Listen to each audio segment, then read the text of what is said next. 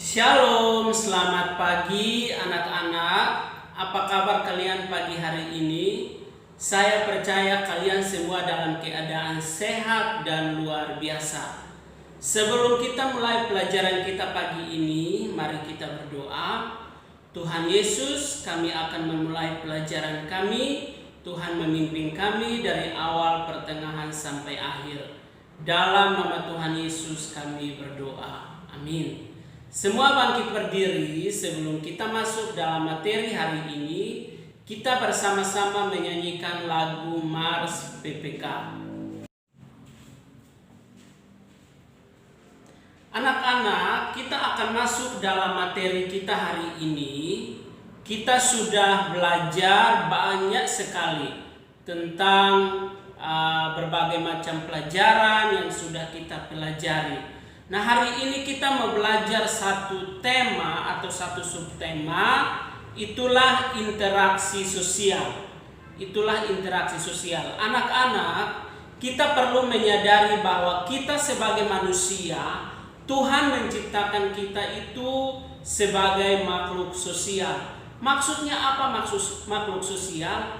Makhluk sosial itu menjelaskan bahwa kita sebagai manusia tidak bisa hidup seorang diri, tapi kita hidup harus bersama dengan orang lain. Artinya apa? Kita saling membutuhkan satu dengan yang lain. Kita tidak bisa melakukan segala sesuatu dengan sendirinya. Kita harus berkomunikasi, berdampingan, hidup bersama dengan orang lain. Nah, dalam hal ini interaksi sosial itu bisa manusia antara satu individu dengan satu individu, atau individu dengan kelompok, ataupun kelompok dengan kelompok. Nah, pada siang hari ini kita mau memperhatikan apa itu interaksi sosial. Interaksi sosial adalah hubungan timbal balik antar manusia dengan sesamanya. Mengapa? Karena tanpa interaksi sosial, maka tidak mungkin manusia akan ada kehidupan bersama. Kalau tidak ada interaksi sosial, pasti manusia hidupnya masing-masing, gak hidup bersama-sama. Nah, kita mau memperhatikan ciri-ciri interaksi sosial itu ada dua. Ciri-ciri interaksi sosial itu ada dua. Yang pertama,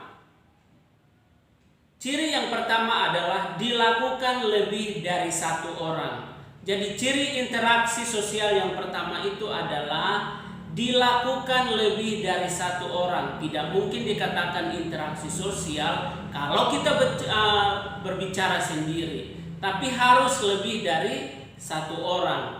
Bisa dua, tiga, bahkan bisa dalam bentuk kelompok, antara satu kelompok dengan kelompok yang lain.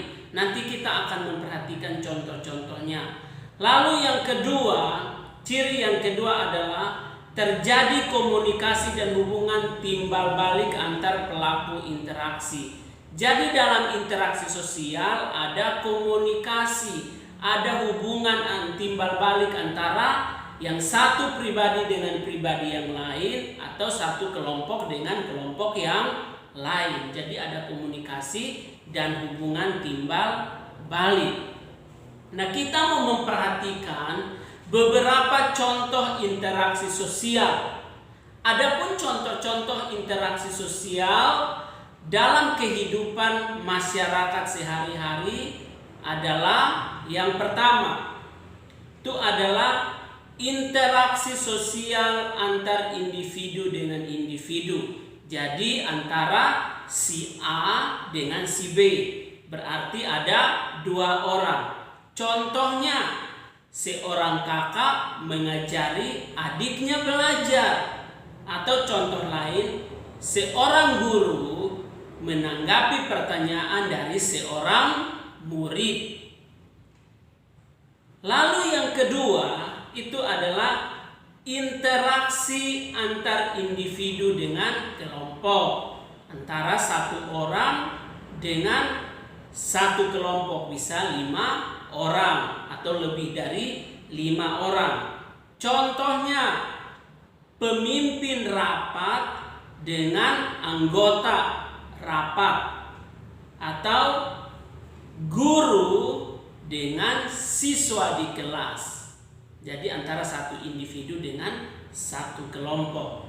Lalu yang berikutnya adalah interaksi sosial antar kelompok dengan kelompok. Contohnya, polisi bekerja sama dengan tentara untuk memberantas kejahatan. Polisi ini bukan satu, tapi anggota semua banyak. Lalu kelompok tentara pun bukan satu, tapi lebih. Jadi antara satu kelompok dengan kelompok yang lain. Atau contoh lain itu adalah kelas 5, siswa kelas 5 bersama siswa kelas 6 bekerja sama dalam membersihkan lingkungan. Jadi kelas 5 itu satu kelas, kelas 6 satu kelas. Itu berarti adalah antara dua kelompok. Nah, ini adalah penjelasan secara singkat tentang interaksi sosial dalam kehidupan bermasyarakat di antara kita. Nah, tugas bagi kalian pada siang ini adalah ayo kerjakan halaman 18 sampai 19 dan ayo lakukan halaman 20. Selamat mengerjakan tugasnya. Tuhan Yesus memberkati.